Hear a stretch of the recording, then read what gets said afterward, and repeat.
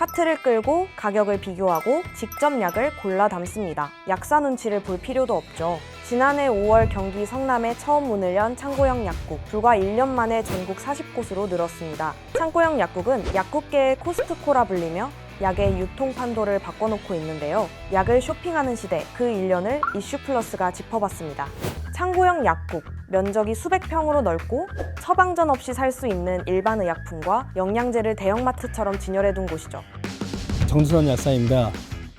제가 이제 약국을 한 20여 년간 하면서 느꼈던 게 기존에 있는 약국의 형태는 카운터를 중심으로 소비자와 약사 간에 상담만 하는 형태고 정보를 약사가 다 갖고 있기 때문에 소비자에게 일방적으로 약을 제공하는 형태인데 우리나라 사람들이 본인들이 직접 선택하는 걸 좋아한다고 느꼈어요. 선택의 개인화가 이루어지고 있잖아요. 건강에 있어서도 본인이 자기 건강의 현실을 알고 어떤 형태의 영양제를 먹고 싶어 하는지 이런 개인화가 이루어진다고 생각합니다. 그렇기 때문에 앞으로도 저희 같은 이런 본인이 직접 고르는 이런 형태의 약국은 앞으로도 늘어날 거라고 생각을 하고요. 평일 기준으로는 약 6명 내외로 근무를 하고 있고요. 주말 같은 경우는 10명 내외로 근무를 하고 있습니다. 약사님이 돌아다니고 또 직원분들한테 물어볼 때도 약사님에게 인도를 해서 복약 지도를 하는 시스템이기 때문에 소비자가 항상 궁금할 때 언제나 물어볼 수 있게 가까이 있다고 생각을 하시면 됩니다. 사람들이 창고형 약국을 찾는 이유, 선택권입니다. 그동안 일반 의약품도 카운터의 약사에게 말해야 받을 수 있었고 결제 전까진 가격을 알기 어려운 경우가 많았습니다. 때로는 내가 찾던 약 대신 약사가 골라준 약을 받기도 했죠.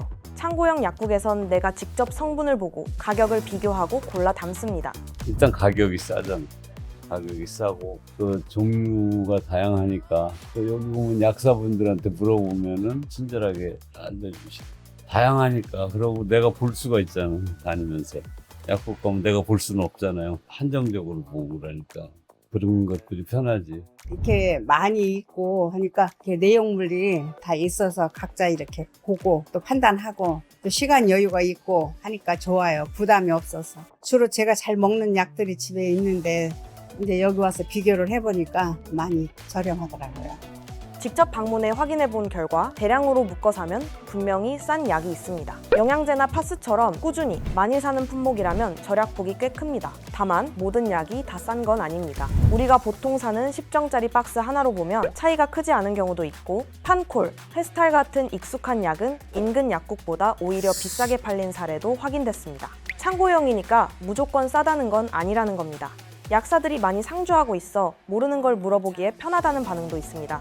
저는 알아보고 와서 궁금한 걸 약사님한테 물어보는 게 더 편한 것 같아요. 왜냐면은 약국은 계속 제가 이 약이랑 이 약이랑 이 약이랑 주세요. 이 약이랑 이 약이랑 이 약이랑 어때요? 막 이렇게 물어볼 수가 없잖아요. 아무래도 다른 손님들. 근데 여기는 약사님들이 되게 많으시니까 편하게 계속 물어볼 수 있어서 좋아요. 오히려 저는 여기가 편해요. 한쪽에선 우려의 목소리도 나옵니다. 가장 우려되는 지점은 안전. 지난해 12월 약사회는 한 창고형 약국 매대에서 감기약 등에 쓰이는 슈도에페드린 성분 의약품이 대량 진열된 것을 확인했습니다. 이 성분은 오남용 우려 때문에 평소 약사가 판매량을 살피는 품목입니다.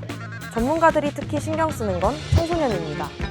약을 쉽게 또 많이 살 수 있는 환경이 청소년들의 과다 복용 문제를 악화시킬 수 있다는 겁니다. 약품이 사실은 국민 건강에 직결되는 공공재의 성격이 되게 강한데 이런 것들이 공산품처럼 취급되어지고 일반 소비재처럼 대량으로 판매되고 있다는 점을 가장 우려하고 있는데요. 최근 설문에 의하면 창고형 약국을 방문하신 방문객들이 오히려 계획이 없던 의약품이랑 그다음에 건강식품 같은 것들을 구매하기 위해서 더 많은 비용을 쓴다는 이야기도 있고요. 또 실제로 구매하신 분들이 지금 현재 복용 중인 약과 함께 복용해도 되는지를 확인을 하지 못하는 바람에 지역 약국에 다시 오셔서 또 그거를 확인하는 그런 경우도 60%가 넘는다고 해요. 기존 동네 약국과 어떻게 공존할 것인지도 숙제입니다.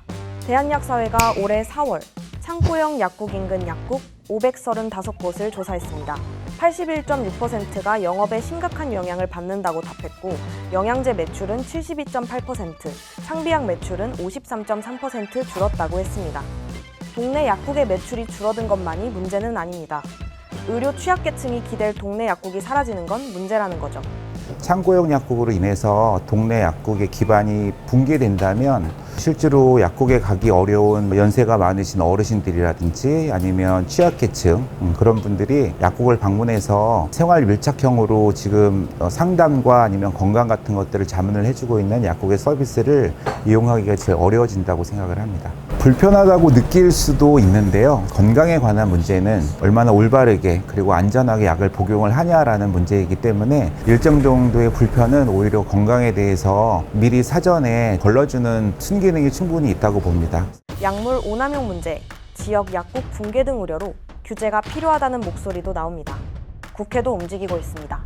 지난 4월 보건복지위원회는 약국 명칭에 창고, 매가, 팩토리 같은 표현을 못 쓰게 하는 약사법 개정안을 의결했습니다.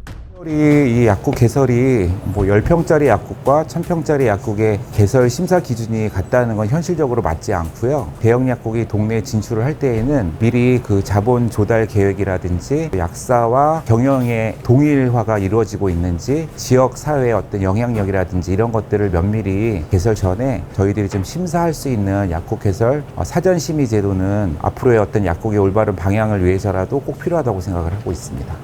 다만 과도한 규제는 소비자의 선택권을 제한할 수도 있다는 목소리도 있죠. 의약분업 이후에 해외에 아무리 좋은 의약품이 있어도 현실상으로 국내에 들어오지 않고 있거든요. 근데 이런 형태의 약국이 많이 늘어난다면 해외에 있는 좋은 의약품들도 국내에 들어와서 국내 소비자들에게 선택의 폭을 더 넓힐 수 있는 이런 계기가 될 수 있을 거라고 생각합니다. 전문가들이 말하는 현실적인 방안은 이렇습니다. 약을 콕 짚어 관리하는 겁니다. 슈도에페드린처럼 과복용이 우려되는 제품은 판매량을 제한하고 청소년 나이 확인도 거치는 거죠. 일본 일반의약품 분류 체계처럼 약의 위험도에 따라 누가 팔 수 있는지 상세히 나누는 것도 대안으로 제시됩니다. 국내 약국도 가격을 투명화할 필요가 있다는 지적도 나옵니다. 창고형 약국은 분명 소비자에게 더 싸고 더 자유로운 선택지를 열어줬습니다. 가격은 투명해졌고 고르는 재미도 생겼죠. 동시에 동네 약국과의 공존, 그리고 안전이라는 숙제도 함께 안고 있습니다. 우리가 약을 사는 방식은 이미 바뀌고 있습니다. 이제 남은 질문은 그 변화를 어떻게 더 좋게 만들 것인가입니다.